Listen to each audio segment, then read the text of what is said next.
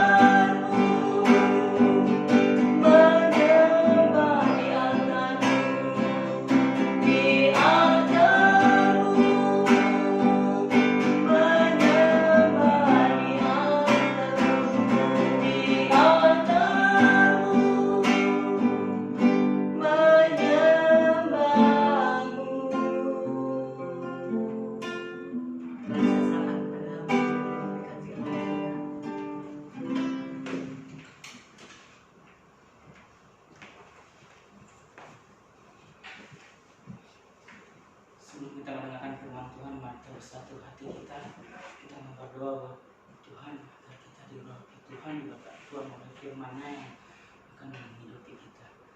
Kembali kami mengucap syukur buat kebaikan-Mu Bapa, atas rahmat-Mu, berkat-Mu, karunia-Mu yang Kau berikan kepada kami. Hingga pada saat ini kami bisa kesempatan Bapa untuk memuji dan memuliakan nama-Mu di tempat ini Bapa. Dan tiba saatnya kami akan mendengarkan firman-Mu. Kiranya Tuhan, Roh Kudus turun atas hamba-Mu yang akan menyampaikan firman-Mu, dan begitu juga dengan sidang jemaat-Mu dimanapun mereka berada Bapa. Engkau yang memberkati. Kiranya Roh Kudus memberkati mereka sehingga mereka dapat mengerti, memahami firman Tuhan yang akan Kau sampaikan kepada mereka secara pribadi. Biar Roh Kudus memberkati kehidupan mereka dimanapun mereka berada. Terpuji dan teragung Engkau sampai selama-lamanya. Di dalam nama Tuhan Yesus kami sudah berdoa dan mengucap syukur. Haleluya. Amin. Shalom Bapak Ibu Saudara yang terkasih dalam nama Tuhan. Shalom. Syukur kita ucapkan kepada Tuhan ya, pada sore hari ini kita bisa merayakan ibadah kita, memuji menyembah Tuhan. Tiba saatnya kita akan mendengarkan firman Tuhan.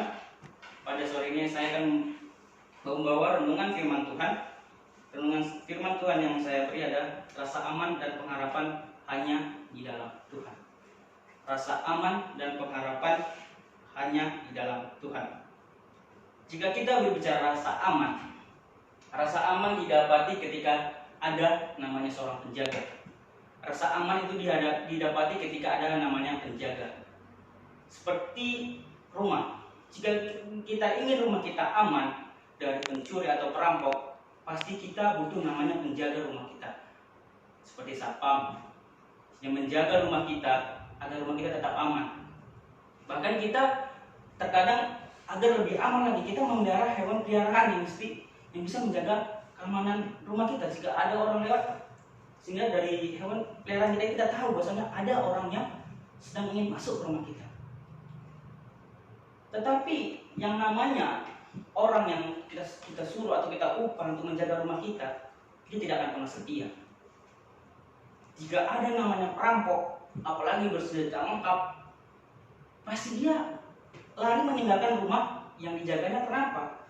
Karena rumah itu bukan hak milik dia, karena rumah itu bukan harta dia. Jadi dia berpikir, kan aku upahan, gajian, kan itu yang hilang bukan punyaku.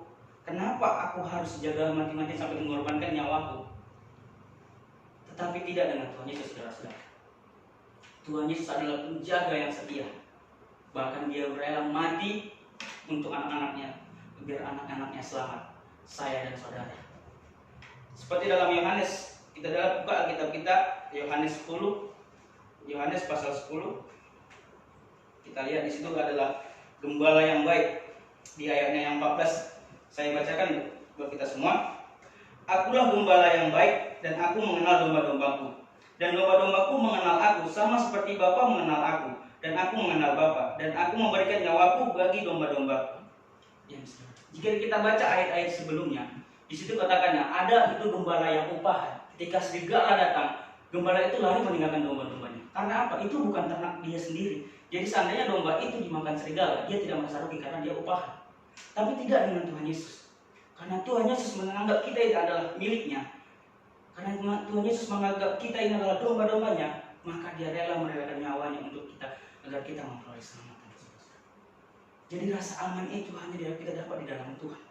Baik dalam pergumulan apapun, baik dalam masalah apapun, dalam situasi rasa aman itu hanya kita dapat dalam Tuhan.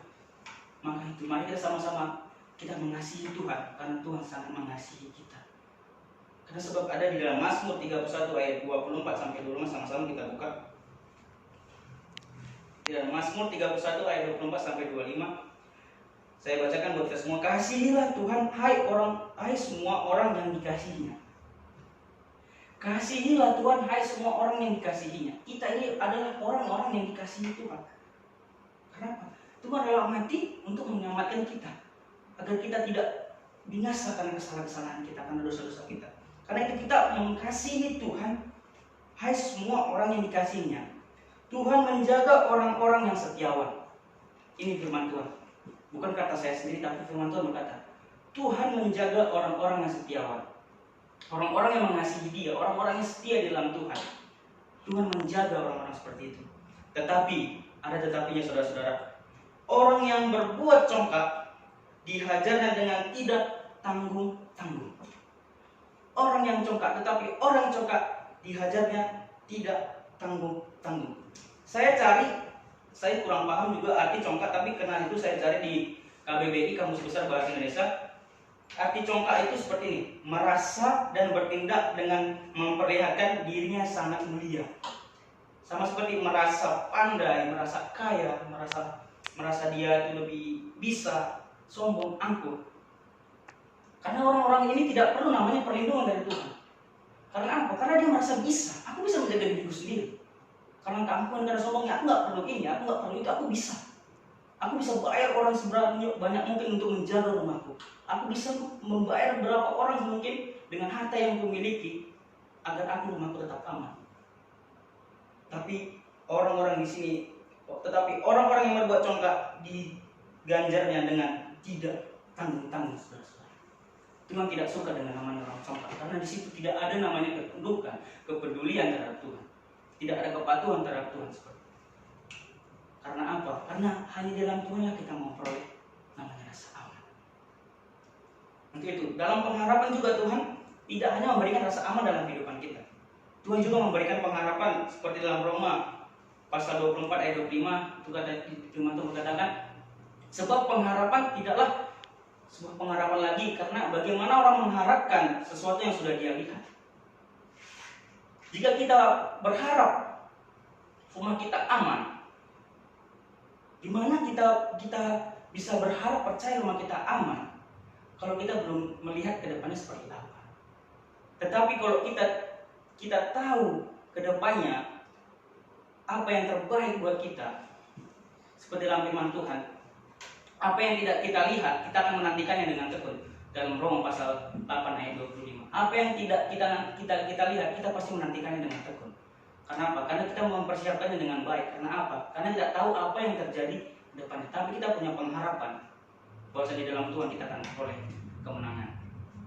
Itu juga dalam Yohanes pasal 15 ini sungguh sangat familiar bagi kita, yaitu pohon anggur. Ya, perumpamaan tentang pohon anggur. Di situ Tuhan Yesus katanya dia adalah pohon anggur dan kita ranting-rantingnya. Pengharapan itu seperti di dalam Tuhan itu. Kita buka di dalam Yohanes pasal 15 ayat 15. Pasal 15 ayat 7.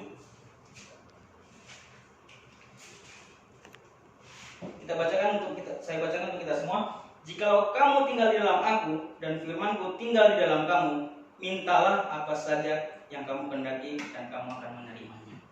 Ini pengharapan Tuhan. Tuhan sudah mengasihi kita, bahkan rela mengorbankan nyawanya untuk kita agar kita selamat, agar kita aman. Dan tidak hanya itu, Tuhan mengasih pengharapan dengan apa? Mintalah apa saja dalam namaku yang kehendaki kamu akan mendapatkan. Asalkan apa? Asalkan kita, saya dan saudara tinggal di dalam Tuhan dan firman Tuhan tinggal di dalam kita. Maka minta apa saja yang kita kehendaki, kamu akan mendapatkan. Untuk itu saudara-saudara, untuk mencapai ini semua kita perlu namanya taat. Kita taat kepada Tuhan, taat kepada gembala kita, taat kepada orang-orang yang berotoritas untuk memerintah kita. Dan kita juga harus berkomitmen, saudara-saudara. Apa yang sudah kita bangun, apa yang sudah kita katakan, Tuhan, aku serahkan hidupku bersamamu, aku merasa aman dan pengharapanku hanya dalam Engkau. Kita harus pegang komitmen kita harus betul-betul hidup di dalam Tuhan. Dan ketiga, kita harus setia kepada Tuhan. Karena apa? Karena Tuhan menjaga orang-orang yang setiawan. Firman Tuhan berkata, Dia akan menjaga kita, orang-orang yang setiawan. Untuk itu saudara-saudara, untuk perkara yang tiga ini kita harus libatkan Tuhan dalam segala aspek dalam kehidupan kita. Apapun aspek dalam kehidupan kita libatkan Tuhan. Karena hanya bersama Tuhan kita mampu melewati segala pencobaan. Hanya bersama Tuhan kita mampu melewati apa yang kita hadapi. Dan yang kedua, terus belajar dan berjuang. Karena selama kita hidup dalam dunia ini, kita harus terus berjuang. Tidak bisa menyerah, tidak hanya pasrah dengan keadaan. Kita tidak boleh menyerahkan, kita harus terus berjuang dan terus belajar. Gila kita gagal, coba lagi, kita bangkit hidup bersama Tuhan. Begitu demikian firman Tuhan yang bisa saya sampaikan. Kita sharingkan bagi kita semua, kiranya firman Tuhan yang akan meneguhkan dalam kehidupan kita, akan menopang kita untuk selalu makin dekat dengan Tuhan. Itu Bapak Ibu Saudara, akhir firman kita akan berdoa. Mari kita satukan hati kita, mengucap syukur kepada Tuhan. Bapa yang baik, kami bersyukur Bapa, Hanya bersamamu kami merasa aman Tuhan. Hanya bersamamu kami memperoleh pengharapan kami ya Bapa. Engkau setia menjaga-jaga orang yang setiawan Bapa. Engkau setia menjaga kami, bahkan rela mengorbankan nyawamu untuk kami agar kami aman dari dosa-dosa yang kami perbuat Bapa. Engkau menanggungnya di kayu salib Tuhan agar kami selamat ya Tuhan. Engkau tidak mau menginginkan kami binasa Bapa. Engkau sungguh gembala kami yang baik Bapa. Engkau sungguh Allah yang luar biasa dalam kehidupan kami ya Tuhan. Ajari kami Bapa, ingatkan kami agar kami selalu berada di jalan-Mu. Jauhkanlah daripada kami keinginan hati congkak ya Tuhan, karena Engkau sangat tidak menyukai orang sedemikian ya Tuhan. Tuhan berkatilah sidang jemaat-Mu Bapa, jemaat dimanapun berada, kiranya Roh Kudus selalu berbicara kepada mereka, walaupun pada saat ini hamba berhenti berbicara, tapi biarlah Bapa Roh-Mu yang akan selalu mengingatkan mereka, begitu juga dengan hamba ya Tuhan, agar kami bisa Bapa menjaga keselamatan kami ya Tuhan. Terpuji dan teragunglah Engkau Bapa sampai selama-lamanya. Di dalam nama Tuhan Yesus kami berserah hidup kami dalam tangan-Mu. Haleluya. Amin.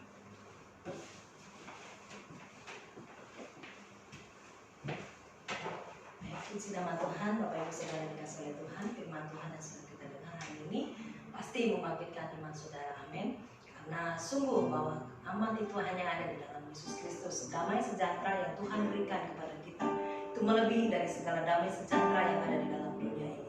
Oleh sebab itu saudara dikasih oleh Tuhan, tetaplah berpegang teguh kepada Tuhan, karena Dialah sumber dari damai sejahtera, sumber keamanan bagi kita. Dia gembala kita yang baik, Dia guru agung kita yaitu Tuhan Yesus Kristus. Bapak Ibu Saudara dikasih oleh Tuhan, pengumuman Bapak Ibu bisa memberikan persembahan saudara melalui gereja Tuhan yang ada di tempat ini, dan biarlah kiranya Tuhan Bapak Ibu diberkati dalam setiap usaha dan pekerjaan saudara.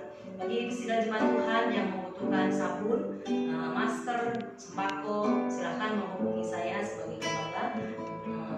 Kami akan memberikan kepada saudara baik sembako, masker, dan juga sabun, dan juga mungkin kota saudara mungkin tidak bisa membeli kota karena terbatas dalam keuangan saudara. Mari silakan japri kepada saya dan kami akan memberikan kepada saudara sidang jemaat Tuhan yang kami kasihi. Bapak Ibu Saudara dikasih oleh Tuhan, kita terus berdoa supaya Tuhan akan menyelamatkan bangsa ini dari masa-masa dan kesukaran, dan kita percaya bahwa Tuhan akan menolong kita. Mari kita akan mengakhiri ibadah kita sore hari ini.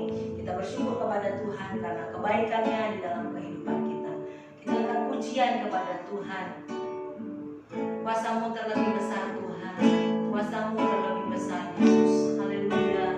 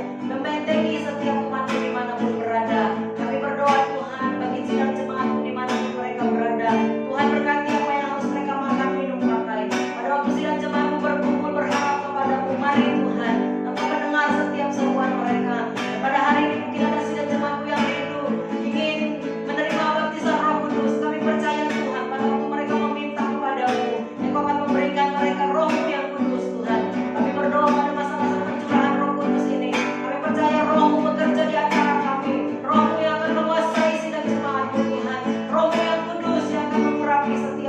namamu Bapa. Terima kasih Bapa di surga. Kami berdoa menyerahkan seluruh gereja-gerejamu, hamba-hamba Tuhan dimanapun berada. Malaikatmu berkemah di sekeliling gerejamu Tuhan. Malaikatmu berkemah di sekeliling hamba-hambamu Tuhan.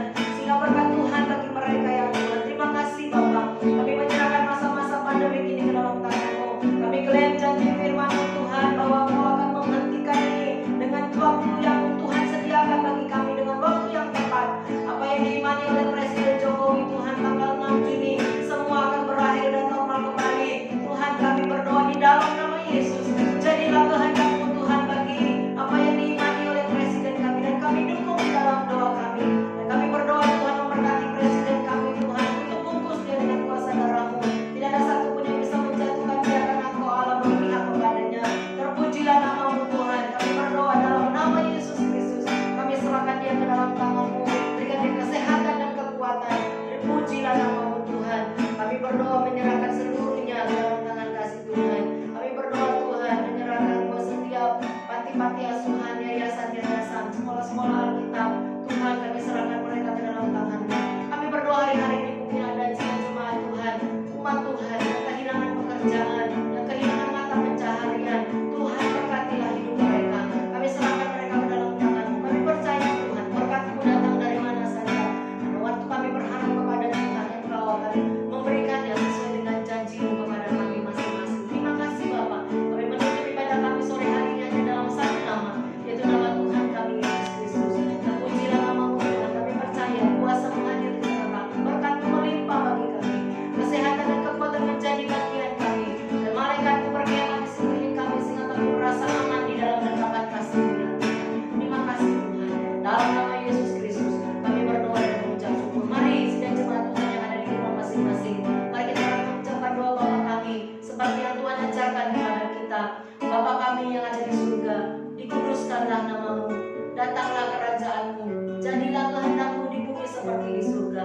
Berikanlah kami pada hari ini makanan kami yang secukupnya, dan ampunilah kami akan kesalahan kami, seperti kami juga mengampuni orang yang bersalah kepada kami. Dan janganlah membawa kami ke dalam pencobaan, tapi lepaskanlah kami daripada yang jahat. Karena Engkau-lah yang mempunyai kerajaan dan kuasa dan kemuliaan sampai selama-lamanya.